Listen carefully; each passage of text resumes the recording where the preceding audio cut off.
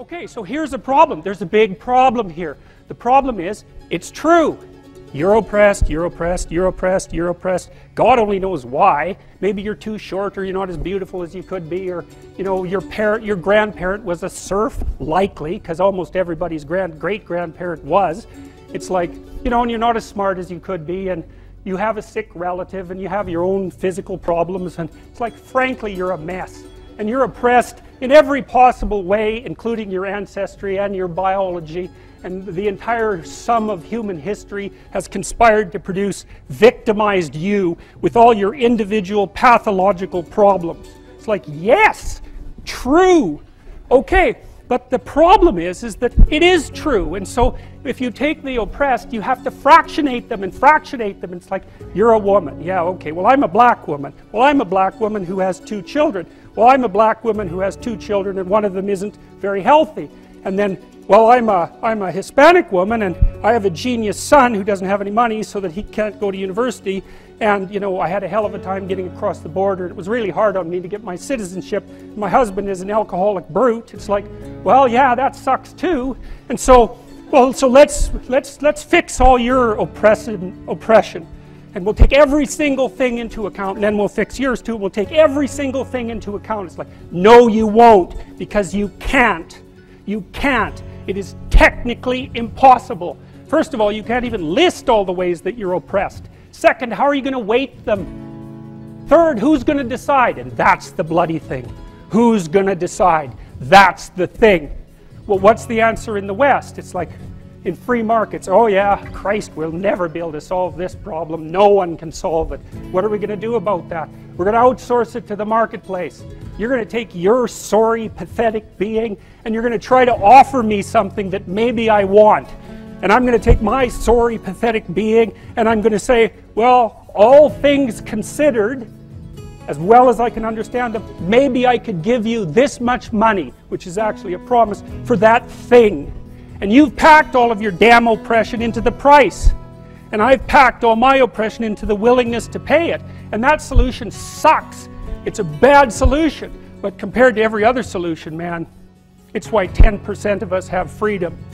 And so there's a tremendous illogic at the bottom of this. It's like, you have to fractionate the oppressed all the way down to the level of the individual. Well, that's what the West figured out. You know, there's a couple of figures who are at the mythological roots of our culture, and you know, people get upset with me because I bring in religious themes, but I understand some things about mythology and religion. And it's not an accident that the axiomatic Western individual is someone who was unfairly nailed to a cross and tortured. It's like, yes, right, exactly. So what do you do about that? Well, I thought about that for a long time too. It's like, well, you don't get together in a damn mob, because all that does is allow you to be as horrible as you could possibly imagine and suffer from none of the consequences. That's a bad idea. So how about we don't do that? Well, there's a deep idea in the West too. It's like, pick up your damn suffering and bear it and try to be a good person so you don't make it worse. Well, that's a truth. You know, I read a lot about the terrible things that people have done to each other. You just cannot even imagine it. It's so awful. So you don't want to be someone like that. Now, do you have a reason to be? Yes! You have lots of reasons to be. God, there's reasons to be resentful about your existence. Everyone you know is going to die. You know, you too. And there's going to be a fair bit of pain along the way, and lots of it's going to be unfair. It's like, yeah, no wonder you're resentful. It's like, act it out and see what happens. You make everything you're complaining about infinitely worse. There's this idea that hell is a bottomless pit, and that's because no matter how bad it is, some stupid son of a bitch like you could figure out a way to make it a lot worse. So you think, well, what do you do about that? Well, you accept it. That's what life is like. It's suffering. That's what the religious people have always said. Life is suffering. Yes. Well, who wants to admit that? Well, just think about it. Well, so what do you do in the face of that suffering? try to reduce it. Start with yourself. What good are you? Get yourself together for Christ's sake, so that when your father dies, you're not whining away in a corner, and you can help plan the funeral, and you can stand up solidly so that people can rely on you. That's better. Don't be a damn victim. Of course you're a victim. Jesus, obviously. Put yourself together. And then maybe if you put yourself together, you know how to do that. You know what's wrong with you, if you'll admit it. You know there's a few things you could like polish up a little bit, that you might even be able to manage in your insufficient present condition.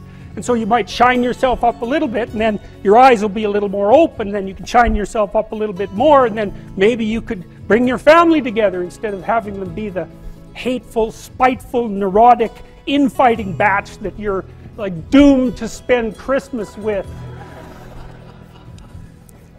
So then you fix yourself up a little bit, kind of humbly, because, you know, God, you're a fixer-upper if there ever was one. And then you got to figure out, well, can you figure out how to make peace with your idiot brother? And probably not, because he's just as dumb as you, so how the hell are you going to manage that?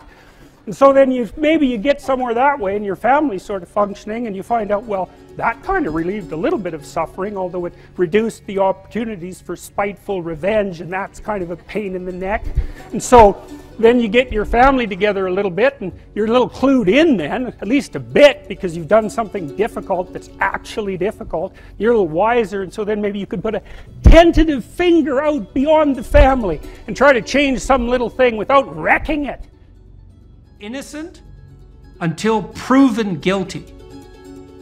Right, so you might say when those thoughts come up, because they're adversarial and accusatory thoughts, you might say, well, that is part of the realm of possibility, but I shouldn't, when your child does something wrong that's minor, you don't say you're a rotten kid, right? You say, you bind it, you say, look, kid, here's a bunch of things you're doing right.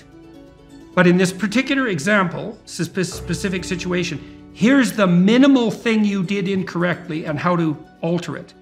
And it's a really good habit of mind. It's like to address towards yourself as well as to other people, which is to say, well, what's the minimum crime that I'm responsible for in this moment? And that's part of this miracle of the presumption of innocence, and especially without proof. And a lot of what I did in my clinical practice to people who had a depressive temperament was help them make a case for themselves. It's like, well, maybe you're as bad as you think you might be, but maybe not. Let's take the contrary argument. Let's make you as innocent as you can be in this situation, and only narrow the repair to the absolute minimum that needs to be manifested. Now, some people don't have that problem because they don't have a depressive state of mind, let's say. They're somewhat resilient to the cascading effects of punishment. Those are people who are low in trait neuroticism, by the way. So you could think of trait neuroticism as an index to which the degree failure co-activates punishment across a whole sequence of nested selves. The higher you are in neuroticism, the more likely a given error is to a cascade up the hierarchy of possible selves. And it's a trade-off, because sometimes when you make one little mistake, it is actually an indicator of a flaw in your character. But most of the time it isn't. And it certainly can't be responded to that all the time, because then you'd never be able to make a mistake without wiping yourself completely out. And that's obviously not helpful. Is it fair to say that, at least in the raising of children and maybe in the raising of ourselves, that we should, as much as possible, try and emphasize that errors are due to state, not trait? Yes, absolutely. And you do that in an argument with your wife as well. You want to make it as local and precise as you possibly can. So, and that's also one of the advantages to removing yourself from a rage or an anxiety state, because a rage or an anxiety state is low resolution and global. And so it'll be globally accusatory.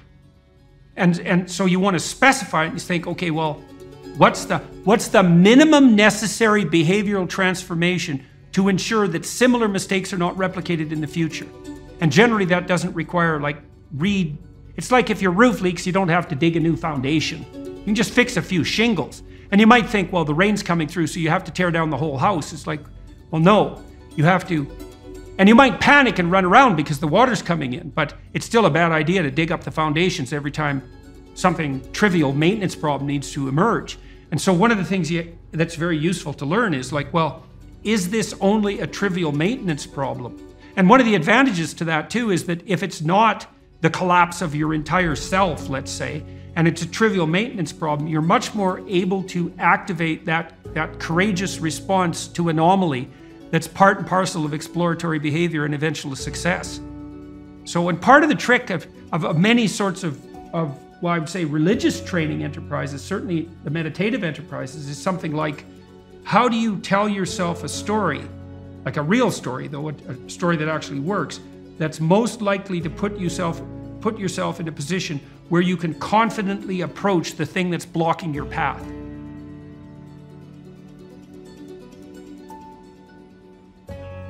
How do you overcome the suffering of life? Is be a better person. That's how you do it. Well, that's hard. It takes responsibility.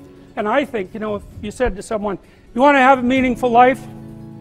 Everything you do matters. That's the definition of a meaningful life. But everything you do matters. So you're going to have to carry that with you. Or do you want to just forget about the whole meaning thing, and then you don't have any responsibility, because who the hell cares, and you can wander through life doing whatever you want, gratifying impulsive desires for how useful that's going to be, and you're stuck in meaninglessness, but you don't have any responsibility. Which one do you want? Well, ask yourself, which one are you pursuing?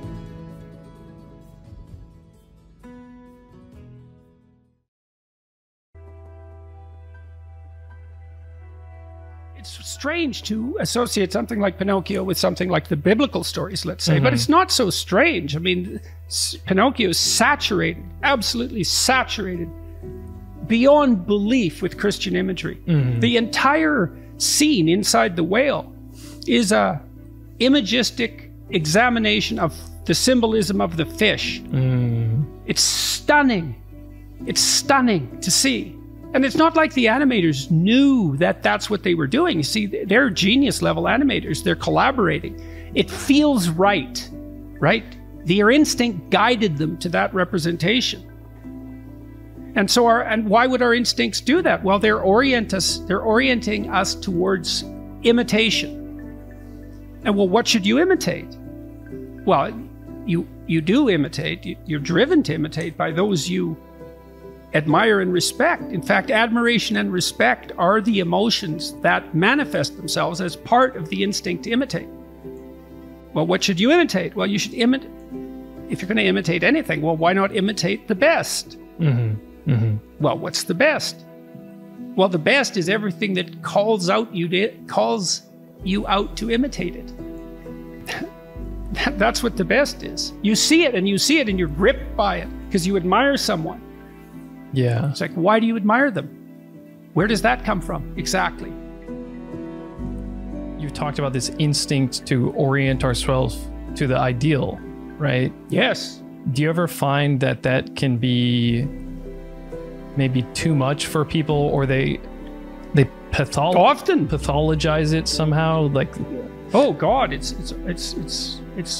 yeah, Carl Jung wrote a great essay about that called Relations Between the Ego and the Unconscious. And that bloody essay saved my life, I would say. I mean, dealing with these sorts of issues like when I wrote Maps of Meaning, it took me 15 years. I worked on it about 3 hours a day. And like I worked on it all the time, every day. Sick or not, holidays or not, all the time. Thinking about it all the time. And it's overwhelming. It's absolutely overwhelming to grapple with such things. It's very dangerous psychologically in some sense too. It's so serious. You know, it's down there at the bottom, and it's very, very serious. It's overwhelming. You know, and I think some of that might have been what I've had some bad health, and I think some of it is for this reason. I've seen a lot. I've seen deep into the misery of very many people, thousands of people, and so that's, you know, I had someone phone me last night, and he just sobbed uncontrollably for 5 minutes or so. I didn't know who he was, and his grandmother had died of cancer, and his mother had died, and his fiance had left him, and he had been suicidal, and that wasn't all that had happened to him. And he thanked me for the videos, and I've seen a lot of that. Serious business, this. So, you know, you approach it at your peril and with all defenses intact and carefully. But that, well, doesn't matter. Life's a serious business, and you're an important. You have a deep intrinsic value, and if you don't bring it to the surface, the world is much lessened as a consequence of your failure. And it might be crucial what you have in you.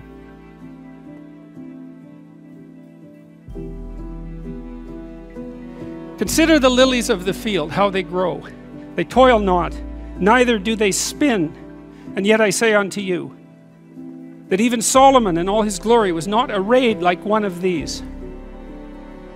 Wherefore, if God so clothe the grass of the field, which today is, and tomorrow is cast into the oven, shall he not much more clothe you, O ye of little faith? Therefore take no thought, saying, what shall we eat, or what shall we drink, or wherewithal shall we be clothed?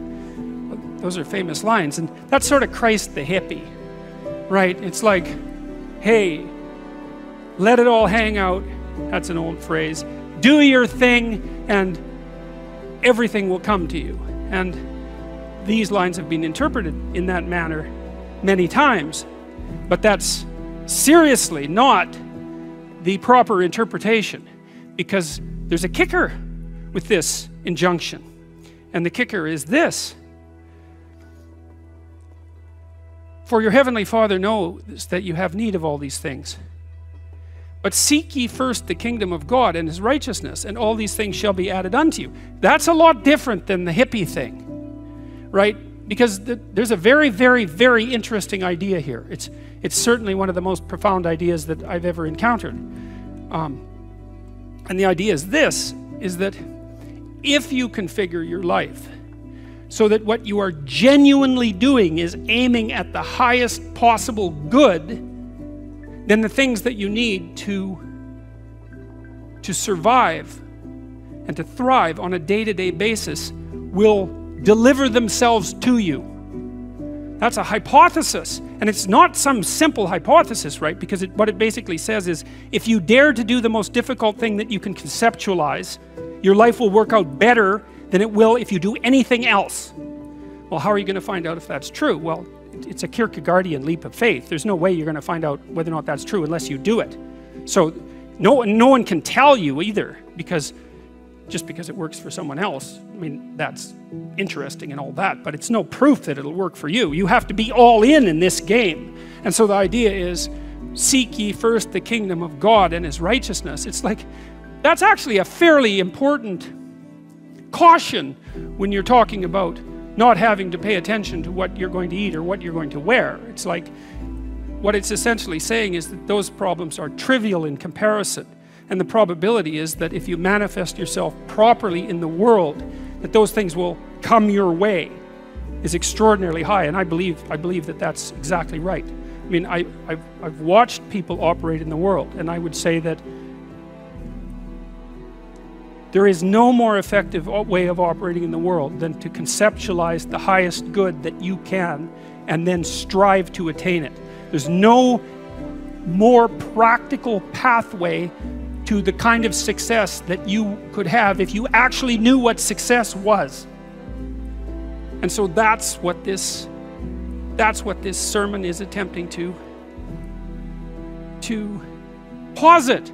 It's like in the story of Pinocchio. You know, what happens at the beginning of the story of Pinocchio is that Geppetto wishes on a star. We talked about that a little bit. And so what Geppetto does is align himself with the metaphorical manifestation of the highest good he can conceptualize, and he makes a commitment. Let's say he aims at the star, and for him the star is the possibility that he can take his creation, a puppet, right, whose strings are being pulled by unseen forces, and have it transform into something that's autonomous and real.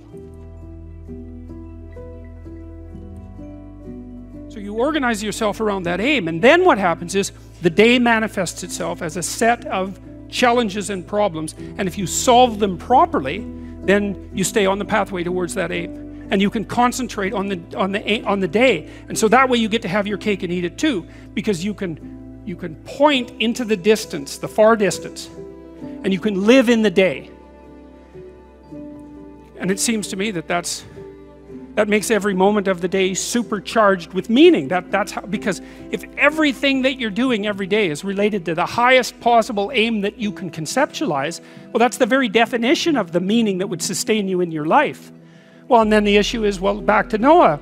Well, all hell's about to break loose and chaos is coming. It's like when that's happening in your life, you might want to be doing something that you regard as truly worthwhile, because that's what will keep you afloat when everything is flooded.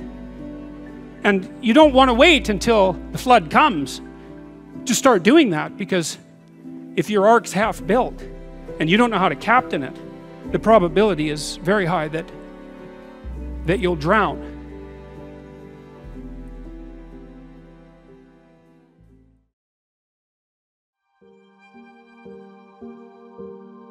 Part of the reason that people go watch anti-heroes and villains is because there's a part of them crying out for the incorporation of the monster within them, which is what gives them strength of character and self-respect, because it's impossible to respect yourself until you grow teeth. And if you grow teeth, then you realize that you're somewhat dangerous, or maybe somewhat seriously dangerous, and then you might be more willing to demand that you treat yourself with respect and other people do the same thing. And so that doesn't mean that being cruel is better than not being cruel. What it means is that being able to be cruel and then not being cruel is better than not being able to be cruel. Because in the first case, you're nothing but weak and naive. And in the second case, you're dangerous, but you have it under control. And you know, a lot of martial arts concentrate on exactly that as part of their philosophy of training. It's like, we're not training you to fight. We're training you to be peaceful and awake and avoid fights. But if you happen to have to get in one, and I guess the philosophy also is that if you're competent at fighting, that actually decreases the probability that you're going to have to fight, because when someone pushes you, you'll be able to respond with confidence, and with any luck, and this is certainly the case with bullies, with any luck, a reasonable show of confidence, which is very much equivalent to a show of dominance, is going to be enough to make the bully back off. And so the strength that you develop in your monstrousness is actually the best guarantee of peace. And that's partly why Jung believed that it was necessary for people to integrate their shadow. And he said that was a terrible thing for people to attempt, because the human shadow, which is all those things about yourself that you don't want to realize, reaches all the way to hell. And what he meant by that was, it's through an analysis of your own shadow that you can come to understand why other people are capable, and you as well, of the sorts of terrible atrocities that characterized, let's say, the 20th century. And without that understanding, there's no possibility of bringing it under control. It's also partly why the path to enlightenment and wisdom is seldom trod upon, because if it was all a matter of following your bliss and doing what made you happy, then everyone in the world would be a paragon of wisdom. But it's not that at all. It's a matter of facing the thing you least want to face. The gateway to wisdom and the gateway to the development of personality, which is exactly the same thing, is precisely through the portal that you do not want to climb through. And the reason for that's actually quite technical. This is a Jungian presupposition too, is that, well, there's a bunch of things about you that are underdeveloped, and a lot of those things are because there's things you've avoided looking at because you don't want to look at them, and there's parts of you you've avoided developing because it's hard for you to develop those parts. And so it's by virtual necessity that what you need is where you don't want to look, because that's where you've kept it. So imagine this. So picture this. So you're driving somewhere in your car. Maybe you want to go visit your girlfriend. Okay, so you want to see her. So now you're in this frame, right? And the goal is the destination point and what's waiting there. And the map obviously includes your car. So you see your car, you're inside it, you see your car. You think you see your car, but you don't. And you don't even want to. Part of what car designers do is make it unnecessary for you to see the car. See, they cover the whole car with a homogeneous shell that's like a 1 pixel image. And that's so that you don't get discomforted by the complexity of the car. And the car, the 1 pixel representation of the car, which is this shiny outer shell, is perfectly appropriate as long as the car works. Because you can reduce it to nothing. You can reduce it to an assumption. Okay, so now you're driving to see your girlfriend and a warning light goes on in the dash. Well, what's happening is the implicit complexity of the automobile has just revealed itself to you. And it's threatening the integrity of your map. And that's destabilizing your emotions. And the reason they destabilize is because you've entered a high entropy state. You were in a low entropy state where everything was certain. You could get from point A to B, and you knew exactly how to do that. You knew exactly how much energy it was going to take, and you knew how much time it was going to take. And all of a sudden, something has emerged from the chaos that underlies everything, the complex chaos that underlies everything, and it's signaling to you.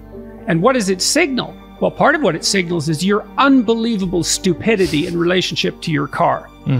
Because it's, I mean, when I was your age, I could sort of understand a car, and if something went wrong with it, I could sort of maybe fix it, and probably not, but at least I could understand it. But now it's like, forget it. All that electronics, you can't even get at it. And so the light goes on, and see what happens now is the map has now become of indeterminate length. How many steps is it going to take you to get to where you were going? Well, it depends on how serious the issue is with your car. Well, that's where your mind starts to go. It's like, well, how serious is this? Should I buy a new car? Was I an idiot when I bought this car to begin with? Am I going to be able to afford this? Am I going to get taken for a ride by a malevolent mechanic because I'm ignorant? And so there's a whole problem of ethics immediately emerges as well. You know, because now the car doesn't work, but that means you might have to have an encounter with untrustworthy pseudo helpers, and that's also another revelation of your own insufficiency and ignorance, because maybe you're so naive that you're easily fleeced and you're just a walking target for that sort of thing. And all of that pops up. It's the Hydra, it's the Medusa, it's the snakes that are everywhere. They pops up and freezes you. That happens all the time in life, and that's part of what I was writing about in Maps of Meaning. And so then the question is, how do you deal with all those snakes? That's the permanent question. You're permanently susceptible to the radical disruption of your low entropy maps. Permanently susceptible to that. Well, you can't build a map that isn't susceptible to that. So what do? You build yourself into someone who can deal with the anomalous. And that's the hero who faces the dragon. I often don't very well and doubt my ability to stand up for myself in discussions and aggressive situations. How do I know when I've incorporated my shadow? Practice makes perfect. You know, one thing you could do is start keeping track of situations like that, you know, where you walk away thinking that you should have said something. And so then I would say, write down the situation and then think through and write down what you think you should have done. And then, because that's going to help you be sharper on the draw and more ready so write down the situation, write down what you think you should have done. Then sit and imagine the situation as vividly as you can, right? Get the pictures in your head and imagine yourself doing that, and try to get the psychophysiological responses up as well, so that you make it as realistic as possible, and that will actually help you practice. So Edna Foa, who's a very good clinical psychologist, has demonstrated quite clearly that when treating post-traumatic stress disorder, for example, if you get people to sit and imagine being back in the stressful situation, they have to do that voluntarily and after at least 18 months after the trauma. And she did psychophysiological recording of heart rate and skin conductance and that kind of thing. She showed that the people who showed the highest levels of stress reactivity to the reimagining were the ones who got better fastest and stayed better longest. So you have a situation that you know you haven't mastered. Define the situation repeatedly. Define your proper action repeatedly. Practice implementing that in your imagination, and then start to do that in your real life. And that'll see, if you write down what you should have said, you'll find out what you really want and what you really think. And that'll be your shadow talking. That's the best way to think about it, is that the part of your brain that wishes it would have done something different is the shadow associated with the aggression whose integration would strengthen your character.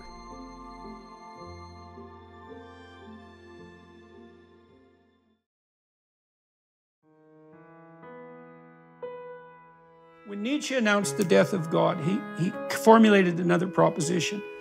He said that we may have to become gods merely to atone for the sin of deicide. And so he believed that the overman, the superman, would be someone who, through the power of his own will, set his own values. Now, I spent a lot of time reading Carl Jung, in relationship to Nietzsche.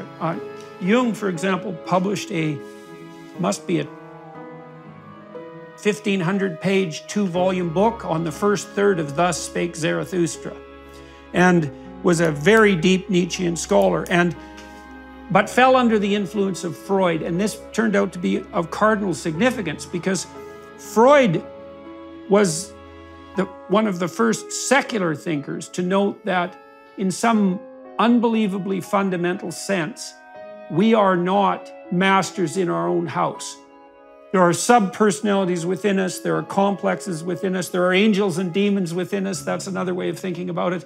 And they pull us this way and that, sometimes independent of our will and often contrary to our will.